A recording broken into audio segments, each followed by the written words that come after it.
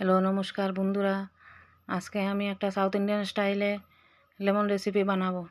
কীরকম বানালাম আপনারা দেখুন, সাথে থাকুন। প্রথমে আমি পেঁয়াজ কুচি, আদা কুচি, তারপরে মুগফলি এখানে নিয়ে নিলাম, কড়িপাত্তা নিয়ে নিলাম, আর এখানে আছে সাবুদানার পাঁপড়।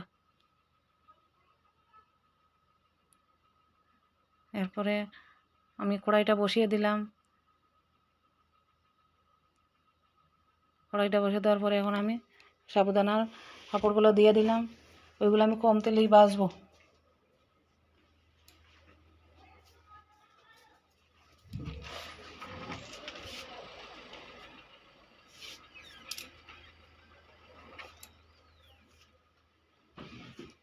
দেখুন বন্ধুরা, আমি কীরকম করে কম তেল দিয়ে সাবুদানার পাঁপড়গুলো ভাজছি।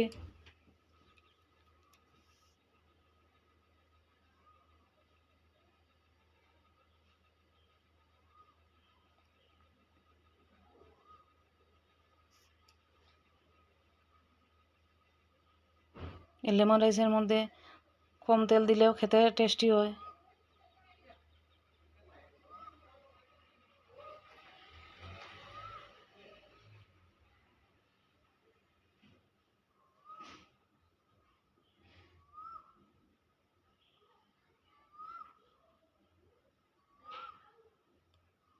দেখুন বন্ধুরা, কীরকম আমি ওইগুলা ভেজে নিলাম।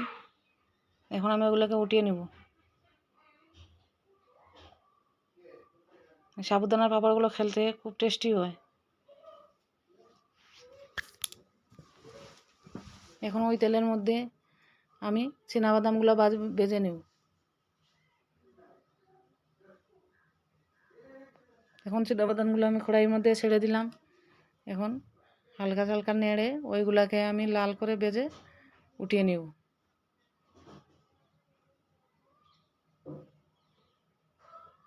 আমার চিনাবাদামগুলো ভাজা হয়ে গেছে, এখন আমি ওইগুলোকে উঠিয়ে নিচ্ছি।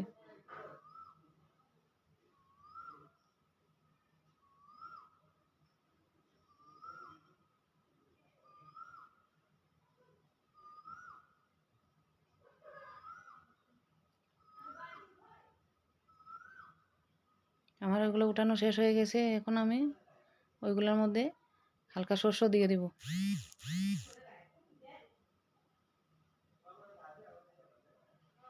শস্যটা দিয়ে দিলাম। দেখুন বন্ধুরা, এখন কীরকম করে শস্যগুলো ফুটে উঠছে।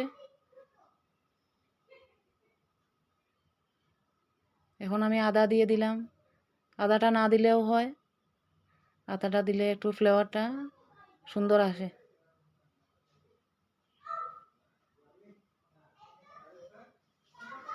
এখন আমি কড়ি পাতা দিয়ে দিলাম। কড়ি পাতাগুলো আমার কয়েকদিন আগের আনা ছিল ঘরে, একটু শুকিয়ে গেছে, এর জন্য আমি ওইগুলোকে ভালো করে ধুয়ে পরিষ্কার করে দিয়ে দিলাম। এরকম দিলেও কড়ি পাতার ফ্লেভারটা ভালোই আসে। এখন আমি পেঁয়াজ কুচি দিয়ে দিলাম। পেঁয়াজ কুচিটা এখন আমি হালকা হালকা নেড়ে লাল করে নিব। বেশি লাল করব না, হালকা হালকা লাল করে নিব।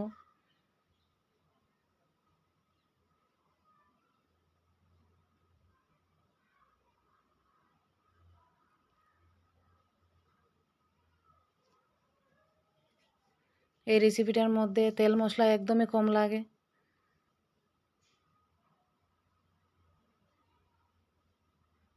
আমার পেঁয়াজগুলা ভাজা হয়ে গেছে।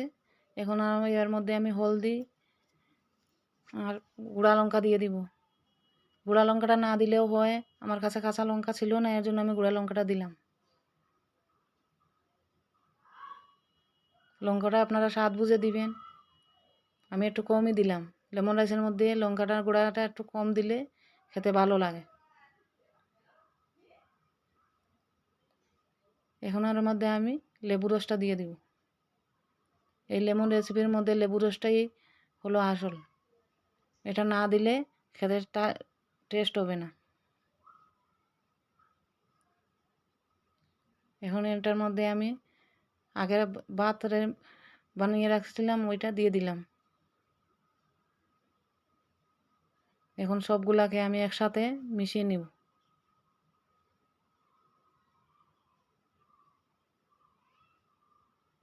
দেখুন বন্ধুরা কীরকম হয়েছে, কমেন্ট করে জানাবেন। এই নতুন বন্ধুর পাশে থাকবেন। আমার এই চ্যানেলটাকে আগে বাড়ানোর জন্য আপনারা লাইক শেয়ার করুন, সাবস্ক্রাইব করুন। আরও নতুন নতুন রান্না দেখতে হলে পেজটাকে ফলো করুন, কমেন্ট করে জানান বন্ধুরা। এখন আমি লাস্টে লবণটা দিয়ে দিলাম। লবণটা আপনারা স্বাদ বুঝে দিবেন। এখন ভালো করে নেড়ে চেড়ে আমি সবগুলাকে মিশিয়ে নিব। চুলার আগুনটা একটু কম করে দিবেন। দেখুন বন্ধুরা এগুলো আমার ভালো করে হয়ে গেছে। এখন আমি এর উপরে চিনাবাদামগুলো দিয়ে দিব।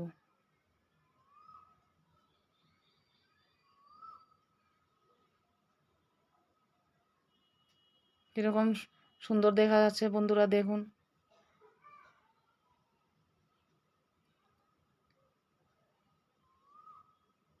এখন সবগুলাকে আমি ভালো করে নেড়ে চেড়ে নিব।